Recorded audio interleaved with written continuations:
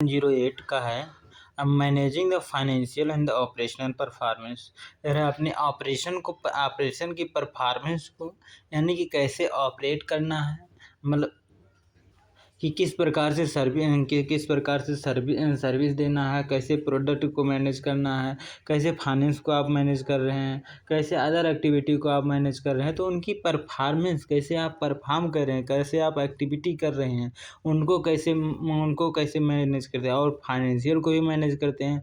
Finance को कि मतलब जैसे आपको प्रॉफिट मिल रहा है, लॉस मिल रहा है, या फिर कहाँ कहाँ पे पैसा एलोकेट कर रहे हैं, आप अपने बजट को कहाँ कहाँ पे लगा रहे हैं, और उनको कैसे मैनेज करते हैं। आज हम लोग एक बहुत मस्त टॉपिक को टच करेंगे, जिसका नाम है प्रॉफिट एंड लॉस अकाउंट। ठीक है, तो प्रॉफिट और लॉस अकाउंट क्या होता है? यह एक स्टेटमेंट है। चलो एक पढ़ते हैं। कह रहा है यह एक प्रकार का स्टेटमेंट होता है जिसके थ्रू मतलब हम लोग क्या कहते हैं, किसी पार्टिकुलर डेट पे आप ये पता लगा सकते हैं कि आपकी जो कंपनी है वो प्रॉफिट में जा रही है या लॉस में जा रही है। ठीक है, तो प्रॉफिट और लॉस अकाउंट ये बता देता है।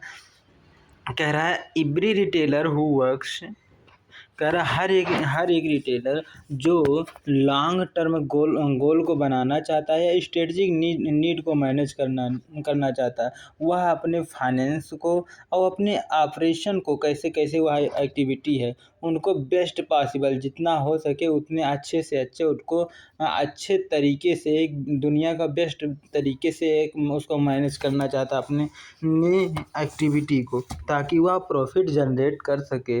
कह रहा this facilitate the retailer in the achieving the objective of the firm most efficient manner. कह रहा है ताकि वह अपने जो ऑब्जेक्टिव है, जो उसके गोल हैं, उसको वह अचीव कर सके, उसको वह प्राप्त कर सके, वहाँ तक उसका गोल कंप्लीट हो सके, वो भी इफ़िशिएंट मैनर में, बहुत ज़्यादा उसको परेशानी ना हो, ना तो बहुत ज़्यादा ना तो बहुत कम, मतलब ज़्यादा हो जाए बट कम ना हो। कह रहा है retail firm require to manage the operation well to provide the satisfy the come. कह रहा है जो रिटेल बिजनेस में क्या होता है, एक टेलर हमेशा इस चीज़ को ध्यान में रखता है कि वह इस प्रकार से मैनेज करता है अपने ऑपरेशन को कि मतलब उसके सेटिस्फाइड हो कौन कौन से लोग, उसके जो मैनेजमेंट के लोग जैसे जो आपके एम्प्लॉय वगैरह जितने भी काम कर रहे हैं वो सभी लोग, आप इवन आपका जो क्या कहते हैं वेंडर हो गया, वहाँ भी उसको भी मैनेज करना पड़ता है, कस्टमर को भी मैनेज करना पड़ता है, एम्प्लॉय को भी मैनेज करना पड़ता है। ठीक है, तो फिर कह रहा है यह इस यूनिट में हम लोग बहुत सारे चीज़ें पढ़ेंगे, जैसे कि एसेट को मैनेज करना, रिसोर्स को एलोकेट करना, कहाँ कहाँ पे अपने रिसोर्सेज को, चाहे वो फाइनेंशियल रिसोर्स हो, चाहे वो इन्वेंट्री रिसोर्स हो, चाहे वो मैन पावर रिसोर्स हो, तो उन सभी रिसोर्सेज को एलोकेट कैसे कैसे करते हैं। और प्रॉफिट मतलब प्लानिंग ऑफ प्रॉफिट का, कि हम लोग प्रॉफिट का प्लान कैसे कैसे बनाते हैं, किसके बेसिस पे बनाते हैं, इन चीज़ों के बारे में भी चर्चा करेंगे इन्वेंट्री में। और हम लोग और भी ऑपरेशन मीन्स आपकी एक्टिविटी जो जैसे कि इन्वेंट्री को मैनेज करना। इन्वेंट्री मीन्स आपके जो मतलब बेचने वाले सामान है, माल है, फिनिश्ड गुड है, उनको कैसे आप मैनेज कर रहे हैं। जो आप सेलर से जब आप माल खरीद के लेकर आते हैं तो उसको कहाँ रखते हैं, डायरेक्ट अपने ऑर्गेनाइजेशन में रख देते हैं या फिर कहाँ कैसे उसको मैनेज करते हैं, उसके बारे में हम लोग पढ़ेंगे। ठीक है, तो सबसे पहला हेडिंग है क्या है, प्लानिंग फॉर प्रॉफिट। तो प्लानिंग फॉर प्रॉफिट हम लोग पढ़ते हैं। तो पहला हेडिंग है जिसमें से कह रहा है प्लानिंग फॉर मतलब प्रॉफिट के लिए प्लान बनाना। प्रॉफिट के लिए प्लान क्या होता है, भविष्य में मतलब भविष्य में कोई सा भी चीज़ परफॉर्म करने के लिए उसके लिए प्लानिंग करते हैं।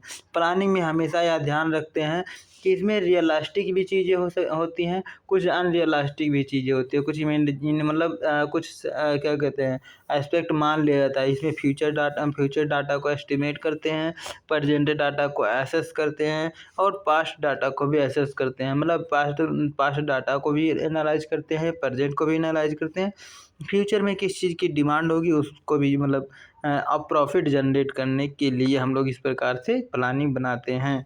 कह रहा है प्लानिंग प्रॉफिट प्लानिंग जो होती है, प्रॉफिट के लिए प्लान बनाना, इसका मतलब ये होता है और यह किसके बेसिस बनाते हैं? Profit and loss statement. Loss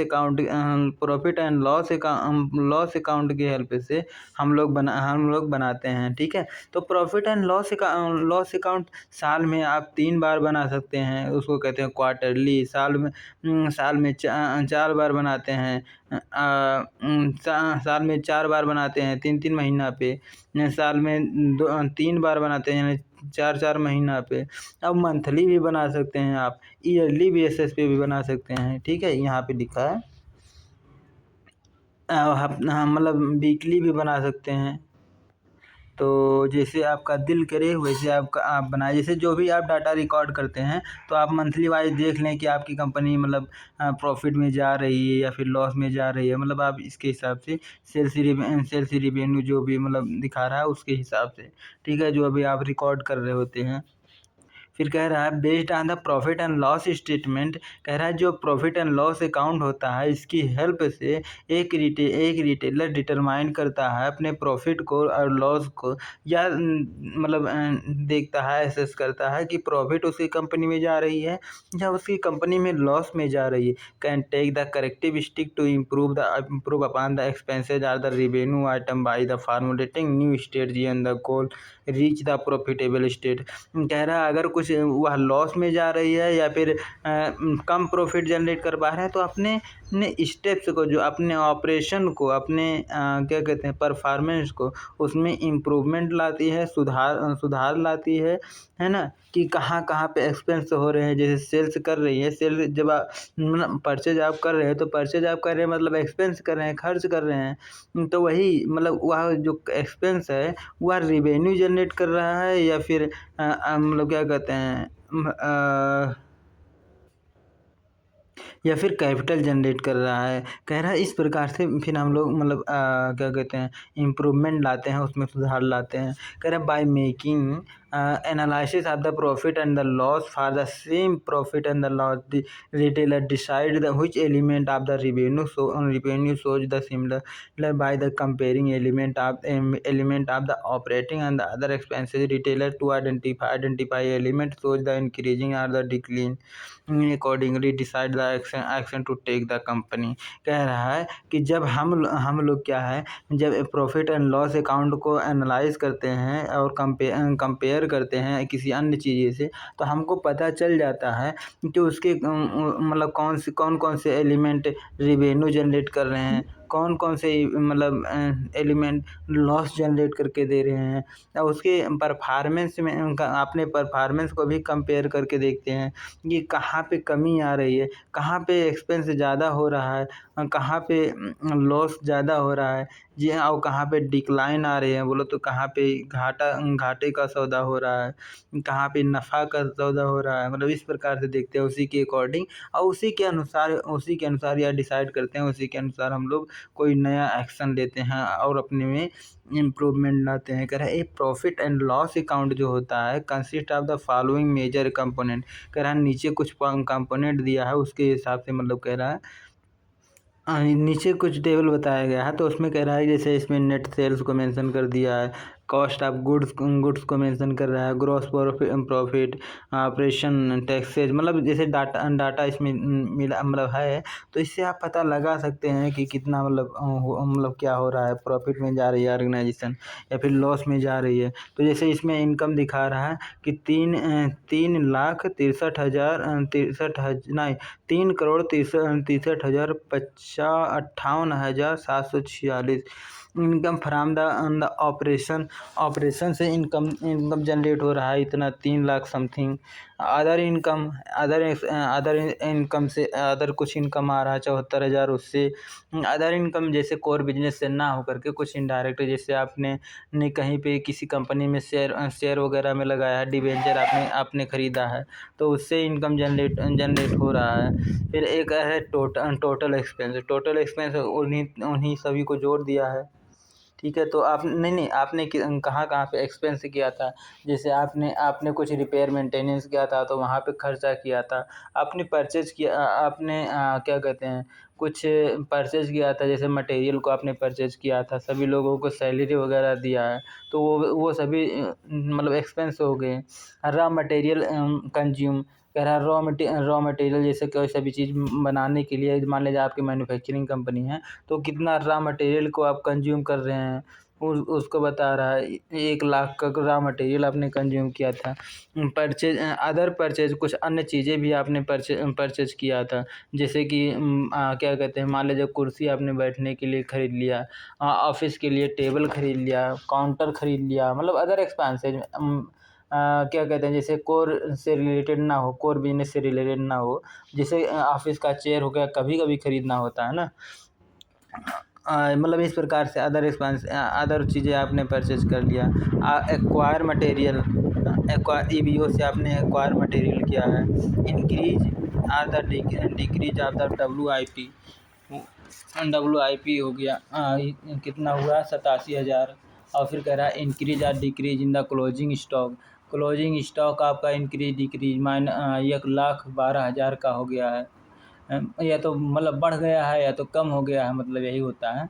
या फिर कह रहा है अदर मैन्युफैक्चरिंग इन्वेस्टमेंट, कह रहा कि 7 लाख उसमें हो गया है। फिर cost of the good sold, total sold आपने कितना किया है, 1 करोड़ का किया है, 1 करोड़ समथिंग। तो इस प्रकार से। और फिर आगे कह रहा है एडमिनिस्ट्रेटिव एक्सपेंसेस, जो अपर लेवल के हैं वो लोग ये एक्सपेंस करते हैं, वो लोग जैसे 65 लाख खर्चा कर दिए। ग्रॉस प्रॉफिट, ग्रॉस प्रॉफिट मतलब टोटल प्रॉफिट आप 2 करोड़ 2,59,000 समथिंग आपने। फिर फाइनेंस चार्जेस 20 लाख। सेलिंग आपने कितना सेल किया है।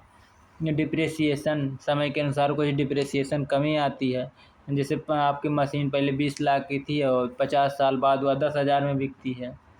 और फिर कह रहा ऑपरेटिंग एक्सपेंसेस की, जो मतलब आपकी ऑपरेशन सही तरीके से चल पाए उसके लिए कुछ आप एक्सपेंस करते हैं, जैसे एम्प्लॉय को आप मोटिवेट करने के लिए कुछ परक्विजिट दे देते हैं कभी-कभी, तो वो सभी मतलब। और फिर अगला कह रहा है टैक्स वगैरह आप दे दिए हैं 10 लाख तक, नहीं 10 लाख, हाँ 10 लाख 58,746 रुपया। Net profit affair after tax, तो यही सब है। तो इन सभी में जितना भी चीज़ मेंशन है, तो एक-एक करके समझते हैं कि क्या-क्या होता है।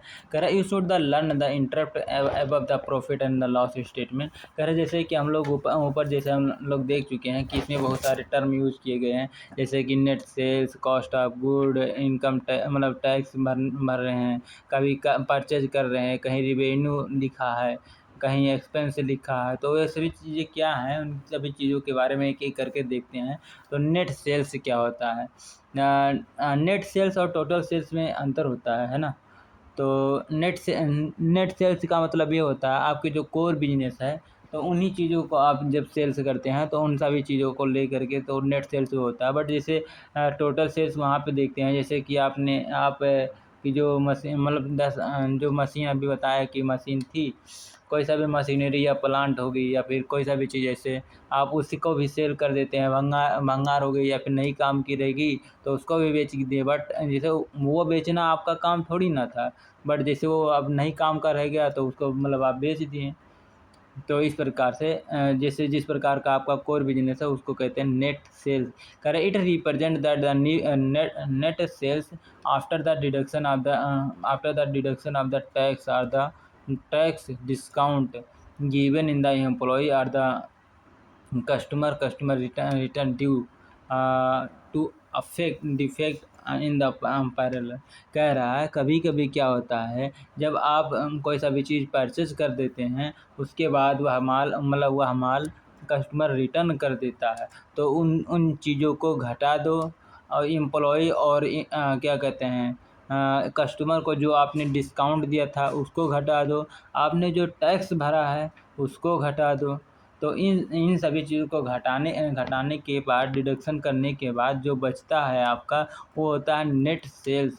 कह रहा है इन द एबव स्टेटमेंट, कह रहा है जैसे कि ऊपर जो स्टेटमेंट दिखाया गया है, income from the operational represent, कह रहा है जो इनकम जनरेट होता है ऑपरेशनल मतलब जो आपका कोर बिजनेस है उससे related, net sales revenue of the ladies apparel, कह रहा लेडीज अपैरल लेडीज के कपड़े लत्ते से रिलेटेड है। जैसे लेडीज अपैरल का वो उदाहरण दे के बता रहा है कि मान लीजिए कह रहा है other income represent the revenue, कह रहा कुछ और भी इनकम होते हैं जो रिवेन्यू जनरेट करके देते हैं ड्यूरिंग द मैन्युफैक्चरिंग ऑपरेशन के दौरान। जैसे कॉस्ट ऑफ गुड्स सोल्ड, कह रहा है कि आपने जो गुड्स को सोल्ड करने में कितना मतलब पैसा खर्च किया था, तो इसका बहुत तरीके से निकलता है। एक तो जैसे क्या कहते हैं डिस्काउंट वगैरह या फिर एडवर्टाइजिंग करवाने में आपने जो खर्चा किया है, तो ये सभी पढ़ते हैं। कह रहा it is the represent the total expense incur for the manufacturing of the goods, कह रहा आपने मैन्युफैक्चर करने में कितना मतलब कॉस्ट लगाया था, कितना पैसा लगा था, एज वेल आज cost incur for the procuring the goods from the vendor, कह रहा है कि उस माल को वेंडर से खरीदने पर वेंडर का जो ट्रांसपोर्ट का खर्च है, वहाँ से यहाँ तक माल लेकर आया है, वो आप अपना कुछ प्रॉफिट भी उसमें जोड़ा होगा, तो उन सभी को जोड़ करके अब जो मैन्युफैक्चरिंग कास्ट थी उसको जोड़ करके जो कॉस्ट बनती है उनको कहते हैं कास्ट मतलब कॉस्ट ऑफ गुड सोल्ड। कह रहा when the retailer must decide on the cost of good procure the other vendor in the include the freight charges, कह रहा कि जो आपका वेंडर है वह फ्रेट चार्जेस भी जोड़ता है उसमें,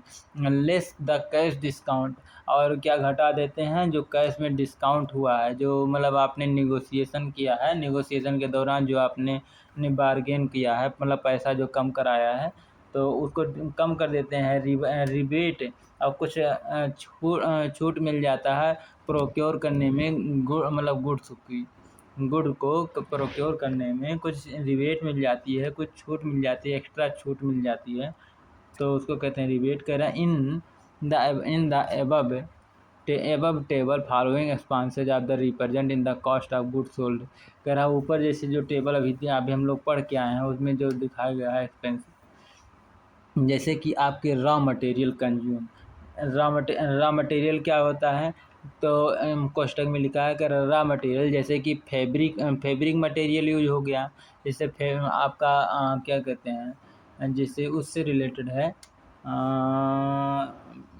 अपैरल से रिलेटेड है, तो फैब्रिक यानी रेशम के जो भी कीड़े पीड़े होते हैं तो उनको कहते हैं, और या फिर ट्रिम्ड मीन्स की कटे हुए पहले से आधा पीटा मतलब कटा छटा वाला। जैसे आप जब लकड़ी खरीदते हैं तो डायरेक्ट पेड़े थोड़ी ना खरीद लेते हैं, कभी कभी बोटा खरीदते हैं, बोटा को फिर खरीद करके फिर आप लोग पलंग वगैरह सब कुछ बनाते हैं, कुर्सी चेयर जो भी। फिर कह रहा है अदर द परचेज, कह रहा है कि अदर चीज़ें हैं हम लोग परचेज करते हैं, जैसे packing material for the packing of goods, कह रहा है कि गुड्स को पैक करने के लिए पैकिंग मटेरियल भी हम लोग एक्वायर मतलब खरीदते हैं। फिर कह रहा है एक्वायर करते हैं मटेरियल को, कुछ नया मटेरियल भी बाहर से भी लेते हैं। कह रहा है this is the cost of the material procure from the other vendor, यह दूसरे वेंडर के द्वारा मटेरियल को प्रोक्योर किया जाता है, लाया जाता है। इंक्रीज और decrease in the work in the progress, कह रहा है कि मतलब आपका जो वर्क इन प्रोग्रेस है, मतलब जो आपका काम करने में प्रोग्रेस है वह इंक्रीज भी हो सकता है, वह डिक्रीज भी हो सकता है। मतलब आपका कोई सा भी काम इंक्रीज मतलब वह उसकी जो प्रोसेस होती है वह इंक्रीज भी हो सकती है, कभी कभी आपको ज़्यादा भी करना पड़ता है और कभी कभी कम भी करना पड़ता है। ज़्यादा आप कम कब करते हैं, कम कब आप करते हैं, तो जब आपके पास डिमांड ज़्यादा होती है तो आपको ज़्यादा करना काम पड़ता है, आपकी प्रोसेस थोड़ा सा और ज़्यादा करना पड़ता है, मतलब प्रोसेस तो वही रहती है बट आपको थोड़ा ज़्यादा करना पड़ता है। बट जब आपको सर्विस को बढ़ाना होता है तो आपको प्रोसेस वगैरह में थोड़ा सा बढ़ोतरी की जाती है, इंक्रीज किया जाता है। कह रहा गारमेंट मैन्युफैक्चरिंग, इसलिए हम गारमेंट मैन्युफैक्चरिंग का नाम दे रहा है।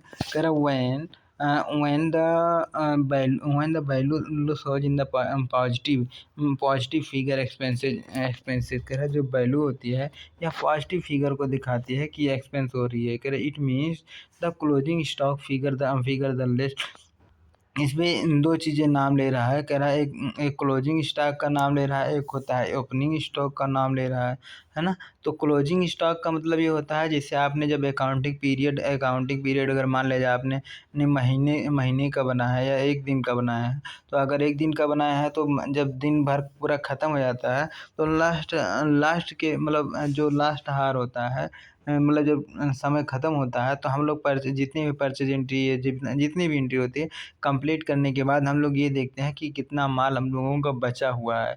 वह माल आपके और मतलब क्या कहते हैं ऑपरेटिंग भी हो सकते हैं और वह आपके वेयर हाउस में जो पड़े हैं वो भी हो सकते हैं। तो उन सभी माल कितना बचा हुआ है ताकि यह पता लग सके कि कौन कौन सा माल बड़ा मतलब मंगवाना है, ऑर्डर करना है। ठीक है, तो इसके लिए हम लोग क्लोजिंग स्टॉक, फिर ओपनिंग स्टॉक दूसरे दिन जब आएंगे तो उसके अगले दिन फिर वही माल ओपनिंग स्टॉक भी हो जाएगा। या फिर जैसे दूसरे दिन जब आपने आया माल मतलब दुकान ओपन किया आपने या फिर ऑर्गेनाइजेशन बिजनेस आपने ओपन किया, परचेज किया था जो माल वो भी आ गया, तो वो भी माल और फिर जो क्लोजिंग स्टॉक था वो भी माल दोनों आपस में जुड़ जाएगा, वो ओपनिंग स्टॉक हो जाएगा। तो वही कह रहा है दोनों चीज़ें हम लोग देखते हैं। फिर कह रहा है deciding the there for the positive addition of the, हाँ ये तो हो गया। कह रहा है इंक्रीज और decrease the closing stock of the warehouse. कह रहा है कि कभी कभी इंक्रीज होता है, कभी कभी डिक्रीज हो जाता है, मतलब कभी कभी ओवर स्टॉक हो जाता है, कभी कभी भी शॉर्टेज स्टॉक हो जाती है, मतलब कम रहती है आपकी स्टॉक। कहाँ पे? वेयर हाउस में, आपके गोदाम में जहाँ पे आप अपने माल को रखते हैं ज़्यादा मात्रा में आ जाती है। या फिर 15 दिन की पहले जो अभी अपने कह रहा है निगेटिव वैल्यू इंडिकेट, कह रहा है कुछ निगेटिव बातें भी होती है इंडिकेट करती हैं closing stock is the more than the. कह रहा है जब आपका क्लोजिंग स्टॉक ज़्यादा हो, हमेशा ज़्यादा होता है ओपनिंग स्टॉक से, तब कह रहा है इसको निगेटिव वैल्यू में दे रहा है। कह रहा है increase in the stock value is the in the reduce the expenses. कह रहा है कि यह रेड्यूस करता है आपके एक्सपेंसेस को, आपके खर्चे को रिड्यूस करता है, कम करता है। कह रहा है it is done to reduce the expenses for the goods not part of the sales। कह रहा but the part of the running operation must the receive in the warehouse. फिर कह रहा ऑक्यूपाई द सुटेबल। कह रहा other manufacturing expenses, कह रहा कुछ और मैन्युफैक्चरिंग एक्सपेंसेस भी हो जाते हैं। कह रहा these expenses incurred of the merchandise printing, फिर कह रहा एम्ब्रॉयडरी पता नहीं क्या है।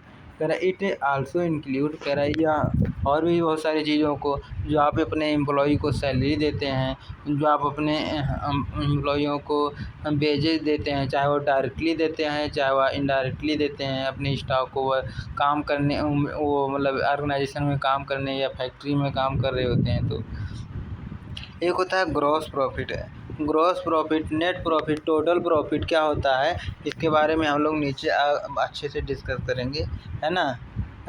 तो लेकिन देख लेते हैं, कह रहा है ग्रॉस प्रॉफिट क्या होता है, जो इनकम कितना आप इनकम जनरेट कर रहे हैं और कितना आपने ख़रीदा था, बोलो तो आपने कितना उसका जो गुड्स को कॉस्टिंग क्या आई थी और आपने इनकम कितना किया है, इन दोनों का डिफरेंस ले लें, दोनों का अंतर ले लें, दोनों को घटा दें तो वही आती है।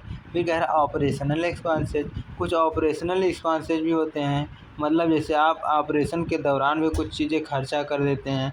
जैसे कि अभी बताया ना कि जैसे आप चेयर ले आए, नाश्ता पानी कर लिए हैं, कभी ठंडा ले आए सभी लोगों को पिला दिए, या फिर कभी कोई मोटिवेट करने के लिए कोई सा भी चीज़ कर दिए, तो ये सभी चीज़ें होता है ऑपरेशनल एक्सपेंसेस। कह रहा there are the those expenses that are the necessary to run the retail business. कह रहा वो सभी एक्सपेंसेस जो रिटेल ऑर्गेनाइजेशन को, रिटेल बिजनेस को चलाने के लिए खर्चा किए जाते हैं, उन सभी चीज़ों को ऑपरेशनल एक्सपेंसेस करते हैं। कह रहा है it include the detail below.